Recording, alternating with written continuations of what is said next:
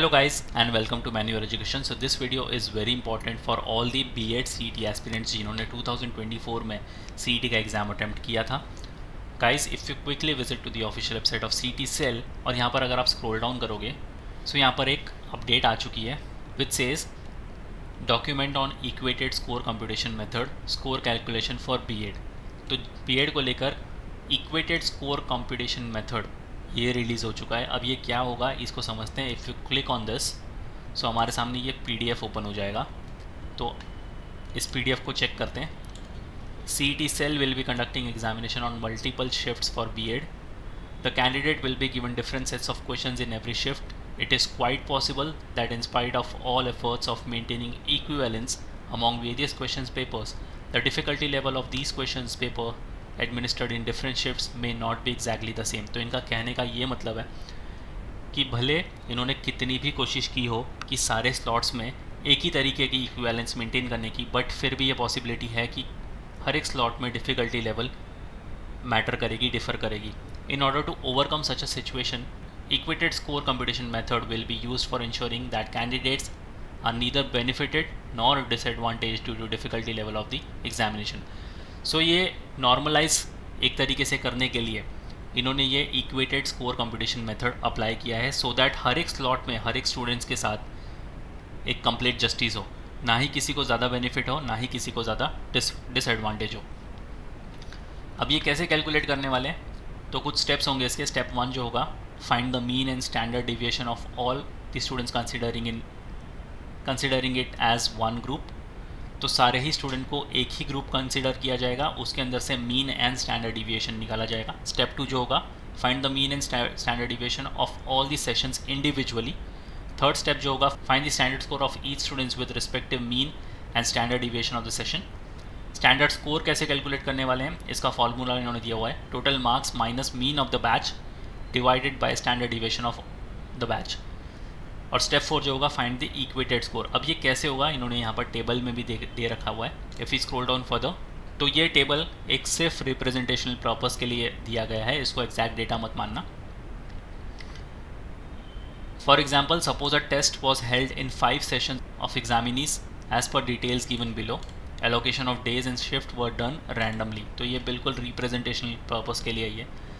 Session 1 day 1 batch 1, फिर होगा session 2 day 1 batch 2, session 3 day 2 batch 1, session 4 day 2 batch 2, session 5 day 3 batch 1. तो ये D1 और B1 जो है वो आपका डे 1 और बैच 1 होगा. अब डे 1 बैच 1 में फॉर एग्जांपल 1347 स्टूडेंट्स एब्सेंट थे, 13,736 स्टूडेंट्स प्रेजेंट थे.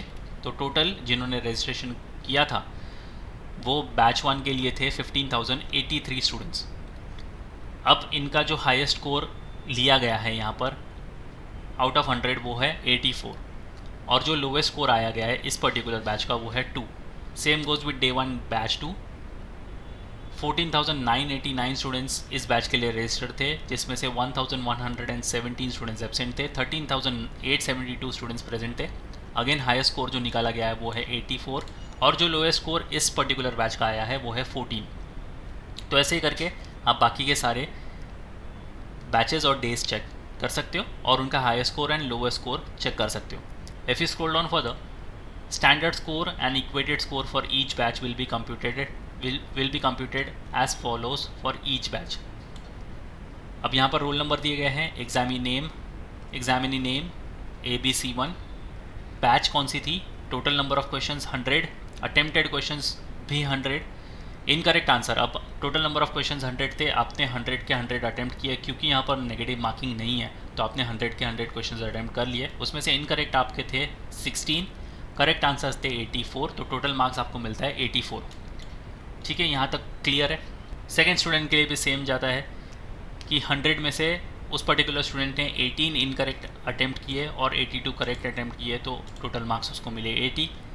थर्ड स्टूडेंट ने 100 में से 20 इनकरेक्ट अटैम्प्ट किए, 80 अटैम्प्ट किए राइट, तो मिलते हैं उसको 80, फॉलोड बाय अदर स्टूडेंट. तो यहाँ पर स्टैंडर्ड स्कोर इन्होंने कैसे कैलकुलेट किया है, ये जो फार्मूला हमने सबसे ऊपर देखा था,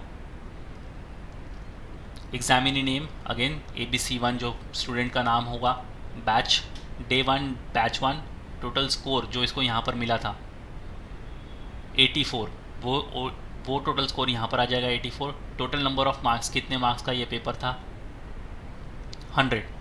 तो जो हमने यहाँ पर फॉर्मूला देखा था, total marks minus mean of the batch divide by standard deviation of the batch. तो सेम फार्मूला यहाँ पर अप्लाई करके स्टैंडर्ड स्कोर निकाला गया है, वो है 2.85। और इक्वेटेड स्कोर भी सेम फार्मूला यूज़ करके 83.84 जो निकाला गया है। अब 83.83 जो इक्वेटेड स्कोर है उसको राउंड ऑफ करके यहाँ पर 84 कर दिया गया। Same goes with second student जिसने 82 टोटल मार्क्स सिक्योर किए थे, तो उसका स्टैंडर्ड स्कोर आएगा 2.68, इक्वेटेड स्कोर आएगा उसका 81.84, जिसको राउंड ऑफ करके बना दिया जाएगा 82।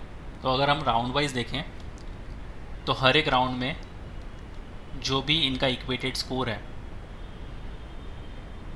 वो इनका फाइनल स्कोर आ जाएगा।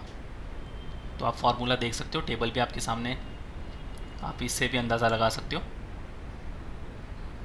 तो जो भी हमने यहाँ चीज़ें देखी हैं कि जो भी उनको फाइनल स्कोर मिले हैं 84, 82, 80, 80, तो वही सारे स्कोर इनके फाइनल स्कोर में भी आ रहे हैं, यानी कि जो इक्वेटेड स्कोर है राउंड वाइज वो भी इनके फाइनल स्कोर रहेंगे। तो आप इस हिसाब से अपना स्कोर भी चेकआउट कर सकते हो कि आपके फाइनल स्कोर कितने बन रहे हैं। और जो लास्ट वाला टेबल है यहाँ पर आपको थोड़ा सा स्टैंडर्ड स्कोर और इक्वेटेड स्कोर में डिफरेंस दिखने वाला है। तो ये डिपेंड करता है नंबर ऑफ़ स्टूडेंट उस पर्टिकुलर बैच में या फिर उस पर्टिकुलर स्लॉट में कितने थे। अब ये डिफ़र भी कर सकता है, कुछ स्लॉट में ज़्यादा बच्चे होंगे, कुछ स्लॉट में कम बच्चे होंगे। तो उस हिसाब से जो फाइनल स्कोर निकलेगा वो स्टैंडर्ड स्कोर और इक्वेटेड स्कोर आपका डिफ़र कर सकता है। इसलिए आपने जो ऊपर टेबल में देखा और जो लास्ट टेबल आप देख रहे हो, इसमें आपको थोड़ा सा स्टैंडर्ड स्कोर और इक्वेटेड स्कोर में डिफरेंस देखने को मिलेगा।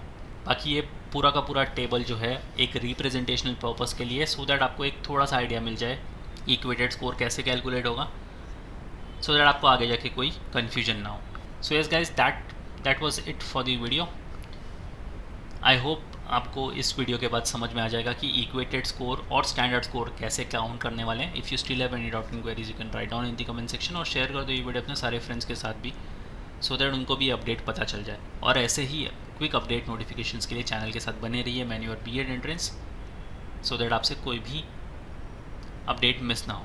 सो yes guys, that's pretty much it for the video, until then see you in the next one.